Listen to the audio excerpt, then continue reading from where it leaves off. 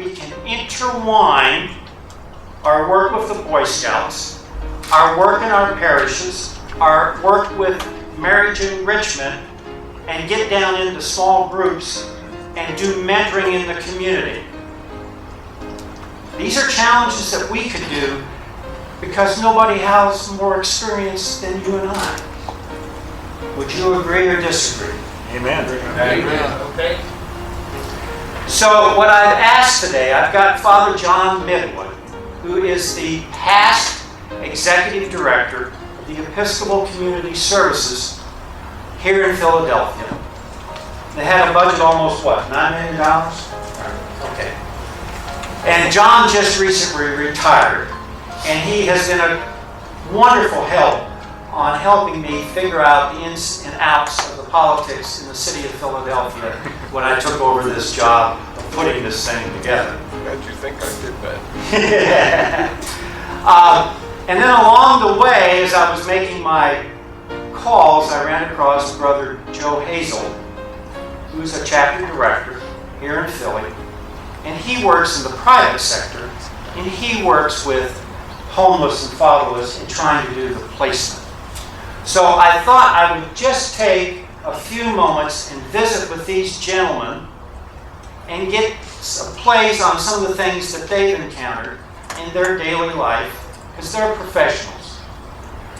And I want you to hear these stories, and I want you to start asking yourself, what can I do in my local parish to make a difference and leave a legacy and get involved with the next generation of millennials? Because millennials, you've got to go find a millennial, and you've got to love a millennial, and you've got to have them trust and respect and believe that you're worthy to be a friend. You're not an authoritarian. They don't want authority. They want a friend. They want somebody they can trust and they can talk to. They do not need judgmental individuals, which a lot of churches will do if you don't confine to my little checklist of what you should wear and what you should drink and what you should show up for. We don't need that. The next generation wants friends that are trustworthy, that has good advice when they ask it, not when we want to tell it. Okay? Now, when I was looking at this, I had one thing.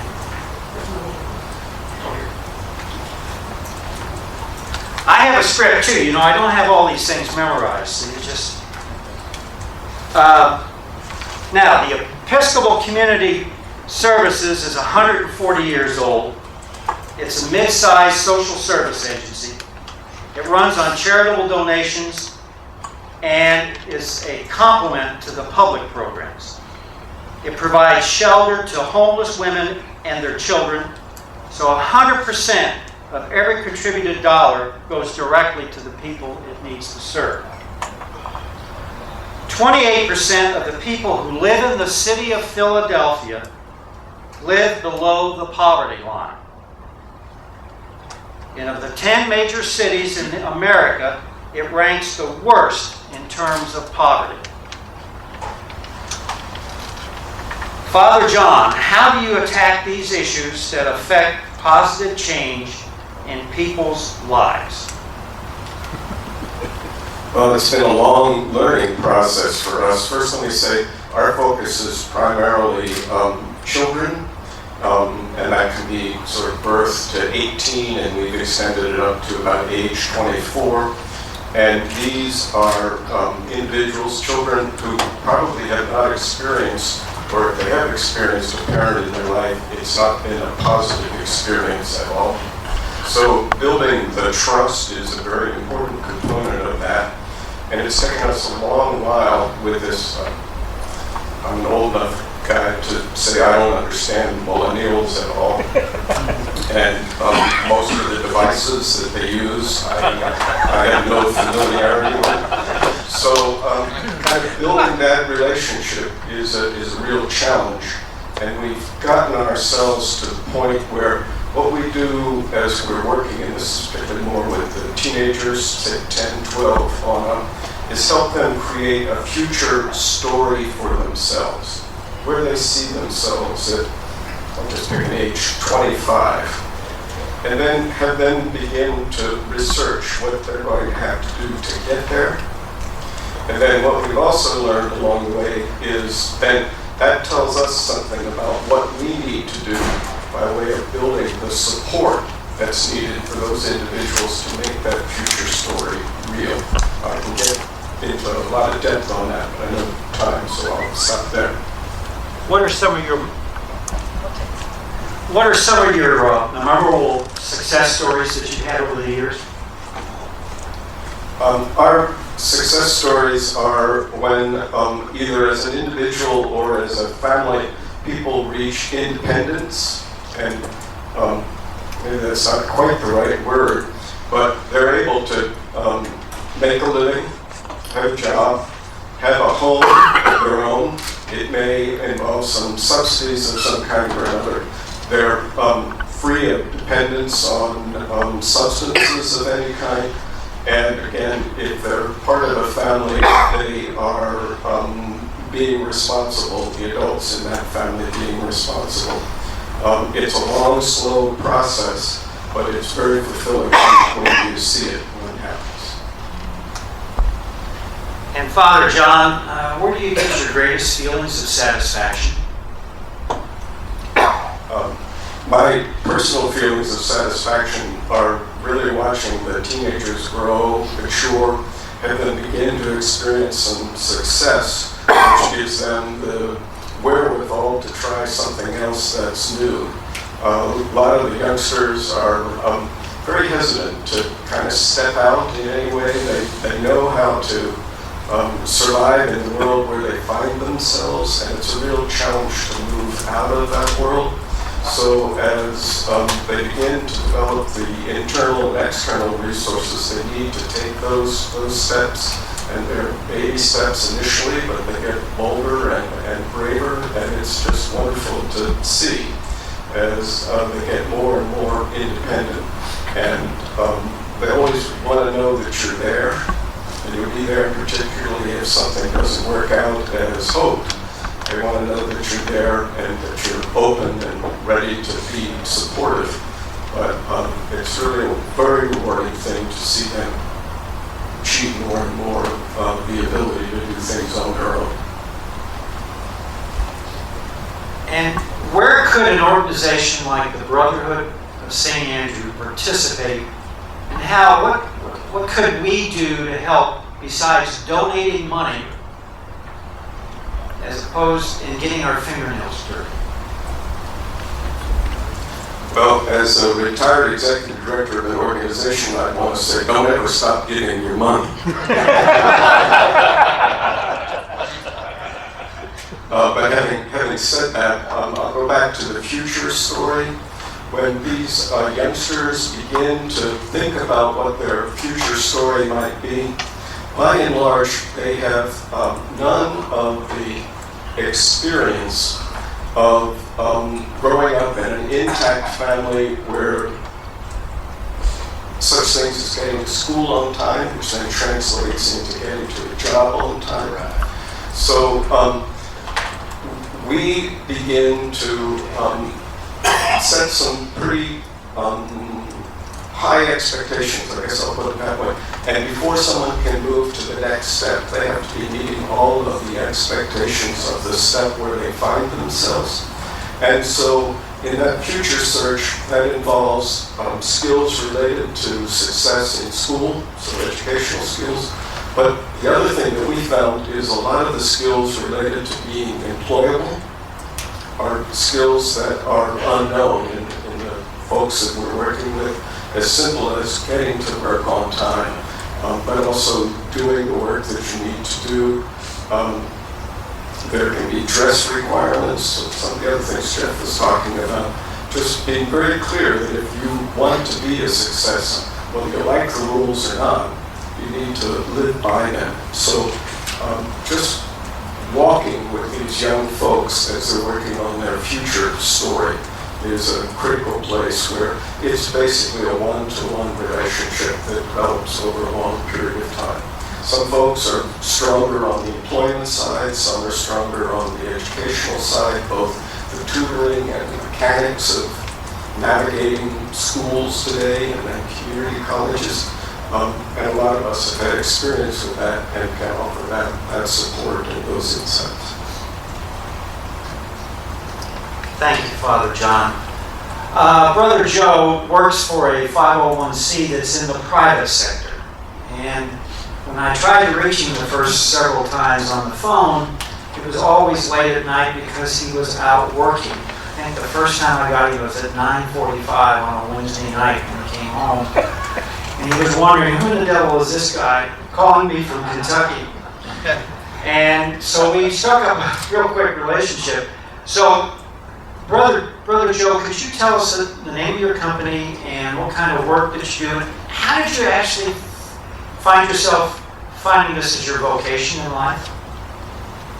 Yes, my name is Hazel, and before I go into answering your question, let me bring you warm greetings and welcome from the Brotherhood of St. Andrews at St. Michael here in Yale, a little borough in Yale. So on behalf of the men, let me welcome you here to Philadelphia. Yale is a little borough next to Philadelphia. Let me make mention also to the gentleman who was speaking about stepfathers, just briefly. I am a stepfather, so I can identify with what he was mentioning, and believe me, it's a lot more variables to factor in than what he mentioned. It is a monumental task when you are a stepfather, and especially stepfather of young girls, so you know how that is. The organization that I work for is called DEVRO, and it is one of the largest and oldest non-profit providers for behavioral care in this country.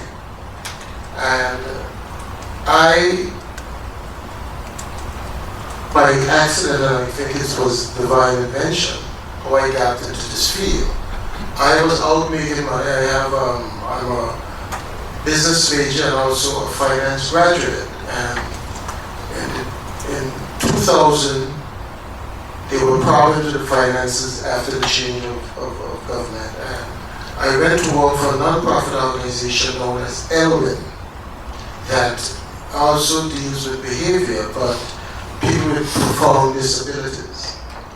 And since you were making X amount of dollars, I said, well then, I have to find another job to compensate. So I applied to DEVRO and I began to work with youth. It was by mere coincidence that I got involved in social work because I was involved in the business sector of America. So I started out and I keep working as to see what can I do to help those who are less privileged than myself. So when I went to DEVRO, I recognized that I would say about 97% of the kids had no male influence in their lives. We had young girls who, for whatever reason, and we could go into a whole litmus dialogue about that, why they were there and they didn't want to see their father. So when I started to work with young girls, it had to be about confidence building and saying you can trust a male in your life. Because then at the beginning I realized going into being very much involved with the same sex sort of activities. And then after staying there, they had problems with the young men who again had no fathers, and I began to work with the young men. And believe me, it was a relief because God knows working with young women is a task upon itself, because you have to have more patience than Job to deal with the young women. A variety of problems can encounter, and As a matter of fact, because it's so strenuous on the workers, I just yesterday was with a friend who had a court case from the same organization where a young lady put a accusation upon him and it ended up in the courts. And of course he can go to spend the better part of his life in prison. But I came across doing this social activity with youth by mere accident after being in a business model and making lots of money. Right? There's a father who mentioned about youth preparing them. Preparing the boys too is also a task, because what you find is a lot of influences outside that impacts the child. Now, you may find that one of the boys may go home on a visit, what we call therapeutic leave, to be with his mother. And when he's at home, he encounters again the stepfather that has issues that he has to deal with. And you find that after visits, the problems that he had before escalates more when he returns. I've had experience where a young man at the age of 14 could not even tie his shoelace. So you wonder what's happening with this generation. Even to take care of their personal hygiene, they didn't even know how to do that. One of the things that I personally emphasize is the young men who wear their pants down on their behind. And I am one of those who is very strict and say, hey, you put that pants up, because perception is what it is in America. If someone perceives you as being a vibrant, they are not going to even let you come into the store. So it is what you take with you is what is important. So being dressed properly, and you know, the youth think that having it hanging down there is the cool thing. But no, I try to instill the idea of dressing proper. I teach them to take care of their personal hygiene. I teach them how to handle money. And the laws are also changing in Pennsylvania concerning that part of it. But I merely, by accident, end up in social services. I'm going to ask you, Joe, the same question that I asked Father John. Where could an organization like the Brotherhood participate in? What could we do to help your situation? And what kind of role do you see us playing? One of the biggest roles the men's organization can play is be a mentor for young men, especially young men. They don't have that sort of influence. Again, it is such a thin line to even be a mentor, because myself even was under scrutiny at one point where one of the young men accused me of abuse. And how I could counteract that is just being truthful, because you know there's a saying in the Bible that if your heart is in the right place, any weapon formed against you can never prosper. So, you know, after a long investigation, they realized that he was lying. But to mentor, and then you have to work us as men how to mentor these kids. Again, it's a very thin line between an accusation and helping the kid. And you must even have that internal conviction that you can really make this kid a better individual in society. Because it comes with various issues that you have to deal with. Thank you, Joe. Do we have any questions from the group?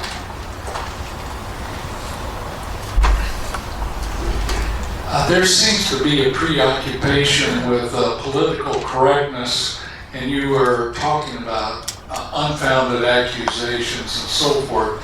To what degree does political correctness affect your ability to mentor and work with the youth that you service? If I understand your question, what political correctness in terms of, if you don't mind me, sexual orientation, or what do you mean by political correctness? Well, I'm a mathematics professor at a university, and I kind of get a little upset at some of the high school graduates coming out of our institutions, and I can be somewhat gruff and stern, and yes, me, and I get feedback to my bosses at the university that I am a mean professor, and it has affected my my performance grade because I demand that they do their homework. I mean, can you imagine? And I basically say, if you want to pass this course, you're going to attend class, you're going to do your homework, and you're going to ask questions. Now, that's old school, isn't it? So political correctness is, oh, you poor darling thing, the system failed you. You can get an A just by maybe showing up once every 6 weeks. You get my drift. Yes, I do, and to be honest with you, I had that problem too, and I'm not going to digress into the problem with my stepchild and about school and that sort of thing. The political correctness comes in where I work, where you're absolutely right about the strictness, and that's how I got involved in an investigation. And rather, I think my boss didn't like me because I challenged him also. But rather than looking at it from an investigative point of view and find out what really happened, he escalated the problem, and for me, and it was an African kid who was really, he came to the system at age 13. And in Denver, you have those that go into an area that is like for the real tough kind of kids. Where I'm at is really mild, slightly with sort of artistic behaviors. So this 13-year-old kid was really truly seen me as a father figure. He had no father. His mother was a drug addict and so on. And what had happened is that he exhibited a behavior one evening, and I heard that they were getting ready to send him into the bad area where the tough guys and criminals are. So I put up against it, and my boss and the others, politics of course, leveled an accusation that I had got involved in calling his mother and so on, just against the rules. So we did go on an investigation, and it was baseless. That made me really be cautious in my approach in helping the other kids, because if they could not look at it from a point of view to say, let's do an internal investigation, and they allow it to go outside, then that becomes problematic, and you're very, very, very cautious in dealing with it. Yes, it does make me step back a bit. Yeah, it's a challenge. Right. You spoke of mentorship. I'm involved in mentorship in Province 2, Brooklyn, New York. And my friend behind here, Jeff. And my friend behind here.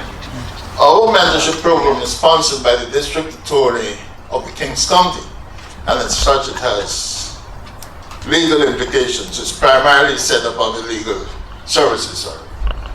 Before or when a youngster runs afoul of the law in the first instance, the magistrate or the judge, rather than sending him to prison, sends him to us, the Brotherhood of St. Andrew. But we are restricted by certain guidelines that they enforce. What does your program enforce in terms of guidelines to deal with recalcitrance And is your program a state program only, or we could use it in province to New York? We have boys from New York in our program, and it's not only state. We have kids from Delaware that comes here. No, the other way around. Or what we can contribute to your organization? Our organization use your program? Is your program transferable or it only relates to your state? No, it totally relates to the organization itself, not only the state. If I am to answer your question correctly, are you asking me that what I do in Devereaux? If we could do that in New York. Yes, you can model that. You can model that approach in New York. What's the model? I don't know the copyrights and all that sort of thing, but if you want my advice, I can give you help along those ways and get it organized under the same principles of Devereaux. Thank you. Let me just add that whether you have government funding or not, and Episcopal Community Services here in Philadelphia has been moving away from government funding to give us a little more flexibility. But whether you have that funding or not, there are laws and regulations that you do need to follow. So you just need to pay attention to that. There's no way around that. And if you have good procedures and policies in place, it's the way to keep the matter internal and have the confidence of the external authorities when you say we have investigated it and we find nothing there, and you're very open. You can look at what we did, et cetera, et cetera, et cetera. That you come out in a very, very good place. We have a shelter in West Philadelphia, and there was a city council woman who was very supportive of homeless families, so she would regularly get complaints about something that happened at the shelter. And after her staff had looked at us a couple of times, she basically didn't feel the need to pursue it any further. The other thing was with our teenagers particularly, if they weren't happy with something, the easiest way to get the person they're unhappy with into trouble is to make some kind of an accusation. It can be done for many reasons, but again, if you have the standards, policies in place, you're protecting both the individual and the organization. So it's absolutely critical, and I didn't mean to imply that you weren't saying that, but were saying that rather, but just you have to be on your guard at all times. I got one comment. Sure. I fear that kind of experiences I've had in the colleges also applies out there in the volunteer services arena, and it makes one have to think 2 or 3 times before you subject your family to the stress of false accusations, and even where I might have disciplined my 3 daughters verbally, I can't do that in the public arena. And boy, I tell you, the emotion is unbelievable. So my hat's off to you guys for having the patience and the perseverance to deal with those stresses. One of the things that we hope to be able to do with our website for the Brotherhood of St. Andrew is to share the information that your chapters have with other chapters so that they can duplicate what you're doing. There's no point in us reinventing the wheel. If you've got a model that we can use, let us know about it and we can put other chapters in contact with you so that you can do it. And in terms of training for dealing with young children particularly, the National Church has a Safeguard Our Children program that every member of your vestry and every member of your congregation that works with children is supposed to have been through that training. if you haven't been through that training, you need to find out about it from your diocesan office, because that information is available throughout the Episcopal Church. It's called Safeguard Our Children. It's required for all leaders in the Episcopal Church to be involved in that training, which then protects you from the kinds of things that you're talking about. I've been involved with Big Brothers and Big Sisters for many years. Link up with them in your community. They have a training program. They know how to protect children in their programs, and they can provide you with training in your own community. So these are some resources. And as you get that information, please let us know so that we can post it on our website so that other chapters of the Brotherhood can take advantage of that information. What's happened is you've done great jobs in your own chapters, but nobody across the city or across the country knows what you've done, and therefore they try and struggle and make mistakes where you could have helped them with the information that you've already got. So we can share that by our website. My last comment is that, Sam, I hope you will adopt Father Midwood as a member of one of your Brotherhood chapters, or make him a member at large. Can we give these two men a round of applause?